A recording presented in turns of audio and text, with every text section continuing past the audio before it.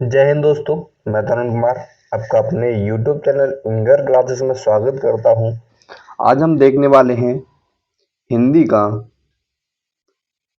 जो set number 1 Uttar Pradesh police का जो री एग्जाम होना है उसके लिए आप लोगों ने देखा हिंदी और जीएस कितना महत्वपूर्ण भूमिका निभाती हैं और सबसे कम समय में और सबसे ज़्यादा नंबर देने वाले सब्जेक्ट हैं। तो हमें हिंदी और जीएस की बहुत ज़्यादा से ज़्यादा प्रैक्टिस करनी है, लेकिन एक बात को हमेशा याद रखना है कि जब भी एग्ज़ाम हुआ है तो पेपर का लेवल थोड़ा अच्छा रहा है, तो हमें हिंदी और जीएस पर थोड़ी अच्छी पकड़ बनानी और उसे अच्छे से पढ़ना है। तो ज़्यादा टाइम ना लेते हुए क्लास को शुरू करते हैं। शुरू करने से पहले आप लोगों से एक रिक्वेस्ट है, यदि आप हमारे चैनल पर नए हैं तो चैनल को सब्सक्राइब कर लें, साथ साथ बेल आइकन को भी दबा लें, इससे कि आपको आने वाली नेक्स्ट वीडियो का नोटिफिकेशन आसानी से मिलता रहे। क्योंकि हम अपने चैनल पर जितने भी वनडे एग्जाम्स होते हैं उनकी टेस्ट सीरीज लाते रहते हैं और समय समय पर कुछ महत्वपूर्ण टॉपिक्स होते हैं जीएस के, हिंदी के, उनकी भी क्लासेस अपलोड करते हैं। तो चलिए शुरू करते हैं। हमारा पहला प्रश्न है, हिंदी हिंदी भाषा की कितनी विख्यात मतलब प्रसिद्ध बोलियां हैं। तो हिंदी भाषा में विख्यात कुल कितनी प्रसिद्ध बोलियां हैं। तो ये अगर बोलियों की बात की जाए तो वो है कितनी, 8। कितनी है, 8। बढ़ते हैं अगले प्रश्न की। जो हमारा अगला प्रश्न है, हिंदी भाषा का प्रथम प्रमाणिक प्रमाणिक ग्रंथ कौन सा है। अगर बात की जाए प्रमाणिक ग्रंथ की तो जो प्रमाणिक ग्रंथ है वो है हमारा पृथ्वीराज रासो। कौन सा है, पृथ्वीराज रासो। इसके रचयिता कौन है, इसके रचयिता है चंद्रवरदाई। कौन है, चंद्रवरदाई। यह एग्जाम में बहुत पूछा जाता है, आपको जीएस में भी देखने को मिलेगा, हिंदी में मिलेगा। कृतियों से संबंधित बहुत पूछा जाता है पृथ्वीराज रासो किनकी रचना है। एक चीज और यहाँ से पूछी जाती है कि जो पृथ्वीराज रासो है इसमें किसका वर्णन किया गया, मतलब किस राजा का वर्णन किया गया है। तो वो है पृथ्वीराज चौहान। पृथ्वीराज चौहान के जीवन चरित्र का वर्णन इस ग्रंथ में किया गया है। इसी के साथ बढ़ते हैं अगले प्रश्न की ओर। जो हमारा अगला प्रश्न है वो है,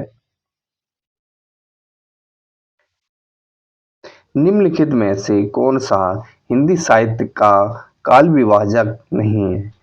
कौन सा काल विभाजन नहीं है, तो कौन सा है, वो है हमारा संयुक्त काल। संयुक्त काल हिंदी काल का काल विभाजन नहीं है, जबकि आधुनिक काल, भक्ति काल और रीति काल, यह तीनों के तीनों हिंदी साहित्य का काल विभाजन के रूप में आते हैं। इसी के साथ बढ़ते हैं अगले प्रश्न की ओर। जो अपना अगला प्रश्न है वो है, क्रिया परक व्याकरणिक कोटि चिन्ह कीजिए। कोटि चिन्हित कीजिए। तो आपका जिसका सही जवाब रहने वाला है, जो कोटि कारक चिन्ह होते हैं वो होते हैं, किसको बोलते हैं कारक को। कारक को एक और नाम से जाना जाता है, वह नाम आप लोगों को कमेंट बॉक्स में छापना है।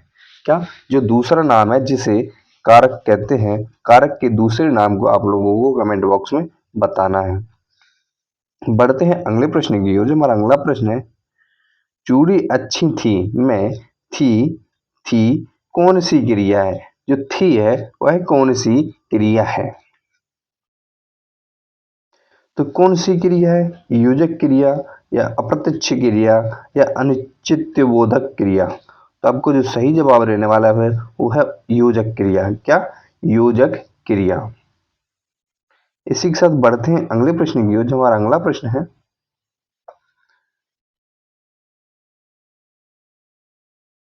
वो है, मूल मूल अकर्मक धातुओं के साथ प्रत्यक्ष प्रत्यय जोड़कर बनाई गई क्रिया धातुएं क्या कहलाती हैं। यदि किसी अकर्मक धातुओं के साथ यदि प्रत्यक्ष प्रत्यय जुड़ जाए तो यह कौन सी क्रियाएं बनाती हैं। तो वह बनाती है हमारी साधित सकर्मक धातु। क्या, साधित सकर्मक धातु बनाती हैं। अब अगला प्रश्न है, सारंग ले सारंग चल कई सारंग की ओट सारंग झीनो पाई के सारंग कई नाई नोट। इस पंक्ति में कौन सा अलंकार है, आप लोगों को बताना है इस पंक्ति में कौन सा अलंकार है। तो अगर इस पंक्ति में अलंकार की बात की जाए तो वह है हमारा यमक अलंकार। कौन सा है? यमक अलंकार। बढ़ते हैं अगले प्रश्न की ओर। जो हमारा अगला प्रश्न है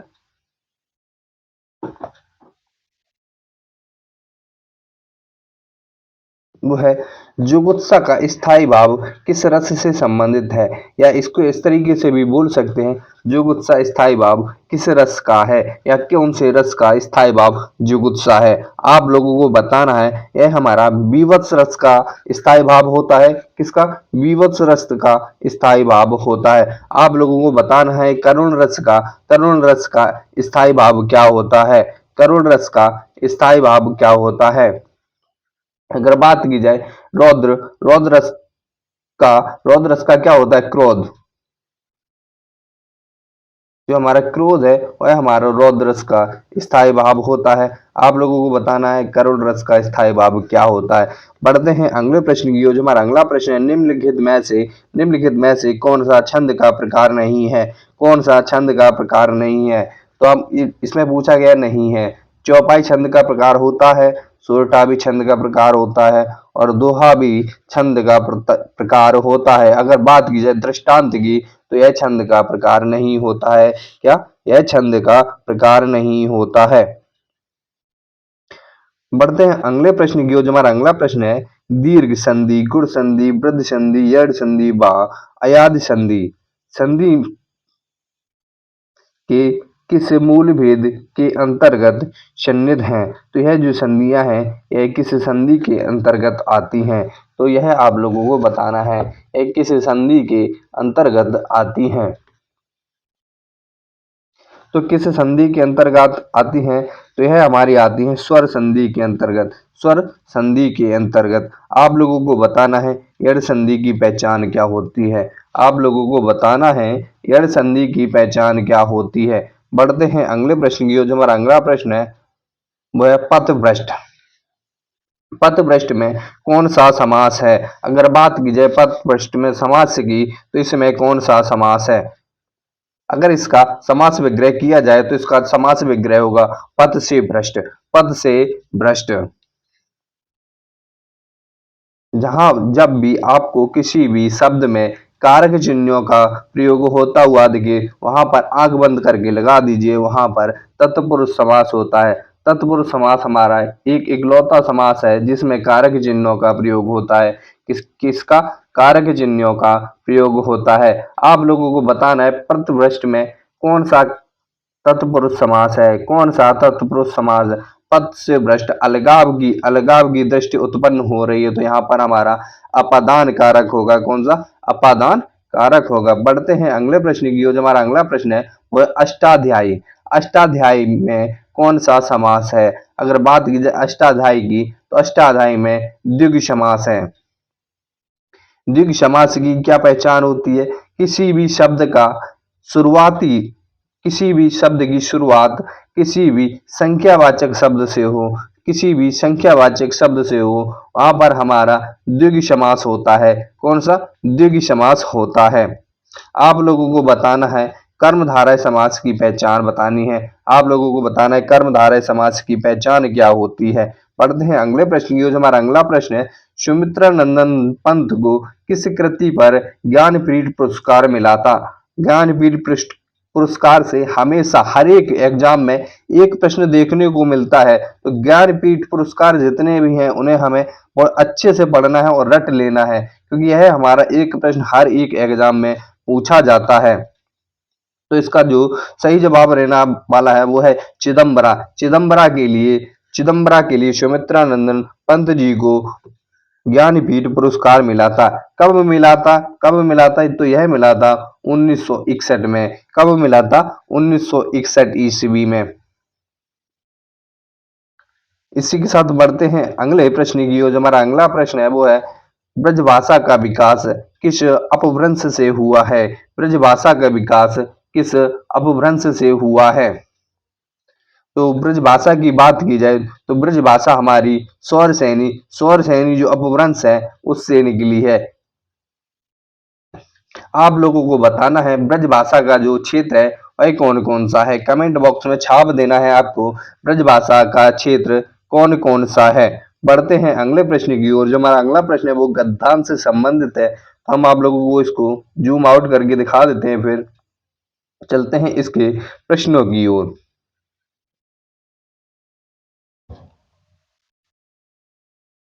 यह हमारा गद्यांश है। अब बढ़ते हैं हम इसके प्रश्नों की ओर। जो हमारा पहला प्रश्न है, चरित्र निर्माण की परम आवश्यकता है। चरित्र निर्माण की परम आवश्यकता है। तो इस प्रश्न का सही जवाब रहने वाला है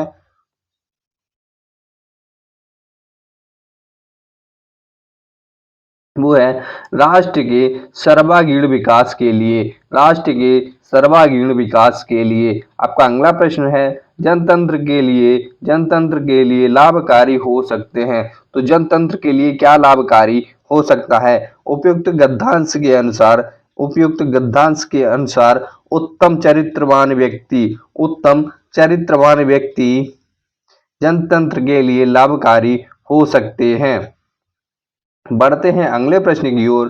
जो हमारा अगला प्रश्न है, उन्नत राष्ट्र के लिए विकास का प्रथम सोपान क्या है? तो इस गद्यांश के अनुसार इसका जो सही जवाब रहने वाला है वो है भ्रष्टाचार के प्रति निषेधात्मक वातावरण। भ्रष्टाचार के प्रति निषेधात्मक वातावरण। बढ़ते हैं अगले प्रश्न की ओर। जो हमारा अगला प्रश्न है वो है अप्रगतिशील रूप में मजाक उड़ाया जाता है। जो इस वाक्य को हमें पूरा करना है, तो इस वाक्य को पूरा करने के लिए गद्यांश के अनुसार क्या हो सकता है? तो वो हो सकता है अप्रगतिशील रूप में मजाक उड़ाया जाता है जो भारतीय संस्कृति में जीवन बिताता है। क्या? जीवन बिताता है। आपका सही जवाब यही रहने वाला है। बढ़ते हैं अगले प्रश्न की ओर। जो हमारा अगला प्रश्न है वो है भारतीयता के लिए प्रतिहानि भावना का कारण क्या है? प्रतिहानि भावना का कारण क्या है? तो वो है हमारा लॉर्ड मैकाले की शिक्षा पद्धति। क्या है? लॉर्ड मैकाले की शिक्षा पद्धति। अभी जो क्लासों में अभी वर्तमान समय में जो भी शिक्षा नीतियां चल रही हैं वो लॉर्ड मैकाले के द्वारा चलाई गई शिक्षा नीतियों पर आधारित हैं। इसी के साथ बढ़ते हैं अगले प्रश्न की ओर। जो हमारा अगला प्रश्न है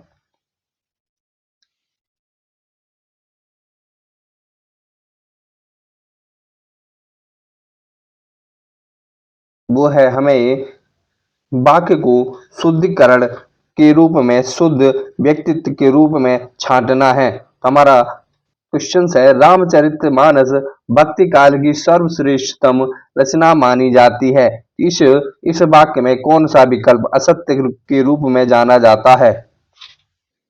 तो कौन सा जाना जाता है? वो है कि सर्वश्रेष्ठतम नहीं होगी, सर्वश्रेष्ठ होगी। क्या होगी? तम नहीं लगेगा क्योंकि है यहाँ पर हमारा उत्तम समास नहीं है। तो यहाँ पर क्या होगी? रामचरितमानस भक्त काल की सबसे श्रेष्ठ क्या श्रेष्ठ रचना है, सबसे श्रेष्ठ रचना मानी जाती है। श्रेष्ठतम शब्द का प्रयोग नहीं होगा। इसी के साथ बढ़ते हैं अगले प्रश्न की। अगला जो हमारा प्रश्न है वो है, ठंड के दिनों में प्रातः काल के समय सर्दी काफी बढ़ जाती है। सर्दी काफी बढ़ जाती है।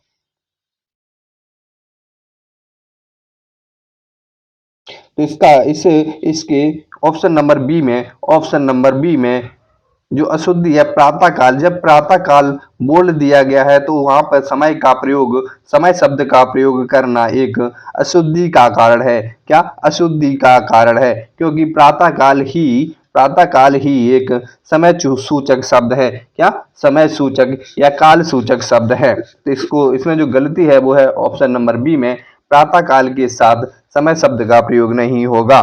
बढ़ते हैं अगले प्रश्न की ओर। जो हमारा अगला प्रश्न है वो है, जब मोहन सभा स्थल पर पहुंचा तब सभा विसर्जन हो चुकी थी।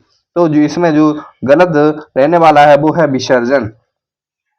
विसर्जन हम तब यूज करते हैं जब किसी चीज को किसी चीज में मतलब जब अगला सॉरी अलगाव की दृष्टि उत्पन्न हो, वहां पर विसर्जन शब्द का प्रयोग किया जाता है। क्या विसर्जन शब्द का प्रयोग किया जाता है? लेकिन यहाँ पर विसर्जन नहीं होगा, तो यहाँ पर क्या होगा? विसर्जन की जगह क्या आएगा? वो आएगा विसर्जित। विसर्जित अलग हो, विसर्जित बट गई। विसर्जन होता है जब हम किसी चीज को बिल्कुल अलग कर देते हैं, ना कि उसका कोई बंटवारा करते हैं। क्या उसका कोई बंटवारा नहीं करते, बिल्कुल अलग कर देते हैं, फेंक देते हैं, उसे हम कहते हैं विसर्जन। तो इसका क्या होगा? विसर्जित। विसर्जित।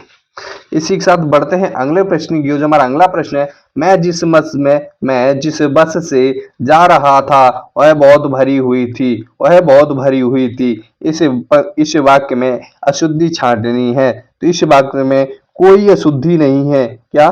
कोई अशुद्धि नहीं है। इसी के साथ बढ़ते हैं अगले प्रश्न की ओर। जो हमारा अगला है, उसने लिखा था कि उसकी दुकान पर शुद्ध गाय का घी मिलता है। शुद्ध गाय का घी नहीं होता है, गाय का शुद्ध घी होता है। क्या? गाय का शुद्ध घी होता है, शुद्ध गाय का घी नहीं होता है। तो इसमें कौन से ऑप्शन में गलती है? वो है हमारी बी। क्या? बी। गाय का शुद्ध घी होता है, ना कि शुद्ध गाय का घी। इसी के साथ बढ़ते हैं अगले प्रश्न की ओर।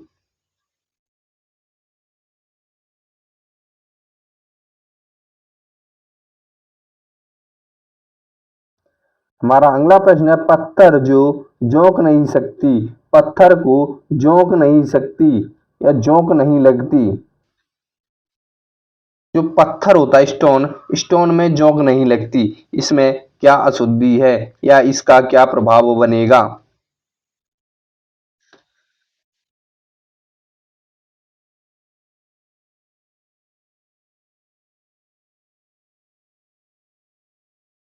तो इसका जो सही जवाब होगा वो होगा हड्डी पर।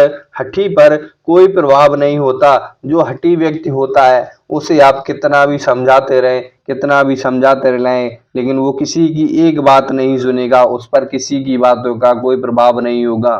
क्या? उस पर किसी की बात का कोई प्रभाव नहीं होगा। तो पत्थर को जोंक नहीं लगती, इसका सही अर्थ यही होगा, हड्डी पर कोई प्रभाव नहीं होता।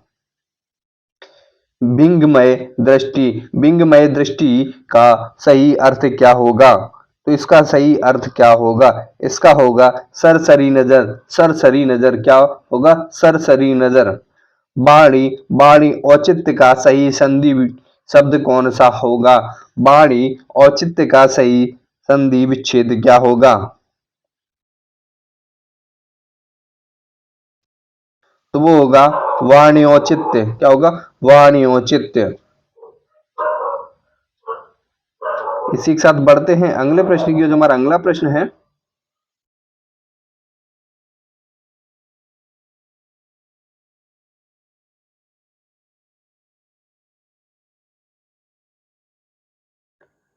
अन्वीक्षण। अन्वीक्षण का संधि विच्छेद कौन सा है? अन्वीक्षण का संधि विच्छेद कौन सा है? तो वो क्या होगा? अनुदान ईषण। अनुदान ईषण। अनुदान ईषण।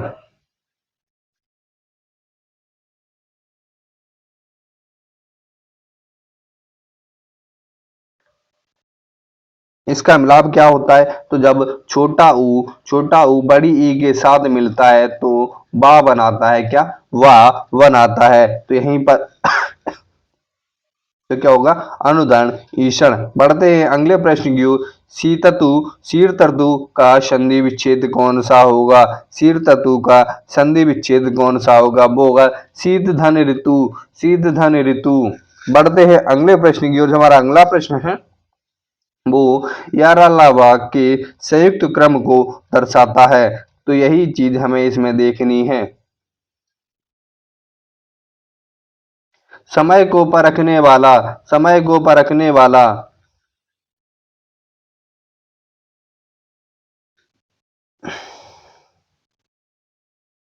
समय को परखने वाला रंग से धनंजय और समय की अपेक्षा करने वाला करोड़पति से भिखारी हो जाता है, और समय समय की उपेक्षा करने वाला करोड़पति से भिखारी हो जाता है। तो आपका सही क्रम क्या होगा? वो होगा ऑप्शन नंबर सी, या रा ला या रा वाला। पढ़ते हैं आपके अगले प्रश्न की ओर। जब अपना अगला प्रश्न है वो है भारतीय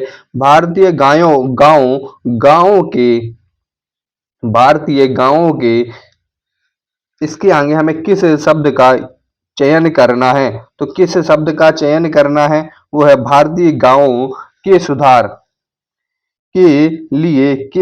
के लिए एक नंबर पर रा आएगा। के सुधार के लिए अभी भारत सरकार ने, दो नंबर पर आएगा अभी भारत सरकार को और राज्य सरकार को बहुत प्रयत्न करना होगा। क्या बहुत प्रयत्न करना होगा? तो आपका सही क्रम क्या होगा? वो होगा रा या लावा। बढ़ते हैं अगले प्रश्न की ओर। हमारा अगला प्रश्न है वो है समाचार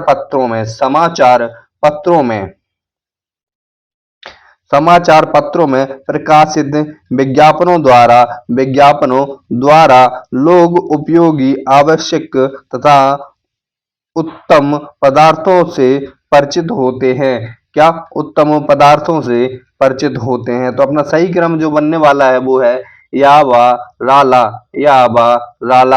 बढ़ते हैं अगले प्रश्न की ओर। जो हमारा अगला प्रश्न है वो है राम सीता से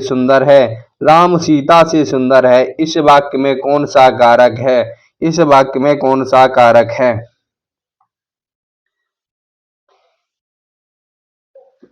राम सीता से, यहाँ दो चीजें अलग अलग हैं। क्या? दो चीजें अलग अलग हैं, दो चीजों का अलगाव दिख रहा है। तो यहाँ पर हमारा अपादान कारक होगा। कौन सा? अपादान कारक होगा। बढ़ते हैं अगले प्रश्न की। जो अपना अगला प्रश्न है वो है निम्न में से कौन सा व्यंजन स्पर्श संघर्षी व्यंजन है? तो कौन सा है हमारा स्पर्श संघर्षी व्यंजन? वो है जा। क्या? जा हमारा स्पर्श संघर्षी व्यंजन है। बढ़ते हैं, आप लोगों को बताना है लुंठित व्यंजन कौन सा होता है? लुंठित व्यंजन कौन सा होता है? आप लोगों को कमेंट बॉक्स में छाप देना है। बढ़ते हैं अगले प्रश्न की ओर। अपना अगला प्रश्न है वो है हिंदी आकृति की दृष्टि से निम्नलिखित में से किस प्रकार की भाषा है? तो हिंदी आकृति की दृष्टि से किस प्रकार की भाषा है? अगर आकृति की दृष्टि से पूछी जाए तो यह श्लिष्ट। क्या? श्लिष्ट योगात्मक भाषा है। आपका अगला है सकल का अर्थ क्या होता है? श्रुति भिन्नात्मक अर्थ, शब्द सुनने में एक से लेकिन उनके अर्थ अलग अलग होते हैं। यह भी प्रश्न हर एक एग्जाम में एक प्रश्न देखने को मिलता है। यह कुछ गिने चुने शब्द हैं, इन्हें हमें रट लेना है। क्या रट लेना है? तो पहला जो शकल होता है ये सपेरा वाला, उसको हम संपूर्ण कहते हैं। क्या? संपूर्ण कहते हैं। और जो अपनी अगली शक्ल होती है उसे हम कहते हैं अंश। क्या? अंश। अपना जो सही जवाब रहने वाला है वो है संपूर्ण और अंश। इस क्लास में इतना ही। मिलते हैं अगली क्लास में। तब तक के लिए यदि वीडियो आप लोगों को पसंद आई हो तो वीडियो को लाइक कर दें, चैनल को सब्सक्राइब कर लें। मिलते हैं अगली वीडियो में, तब तक के लिए जय हिंद।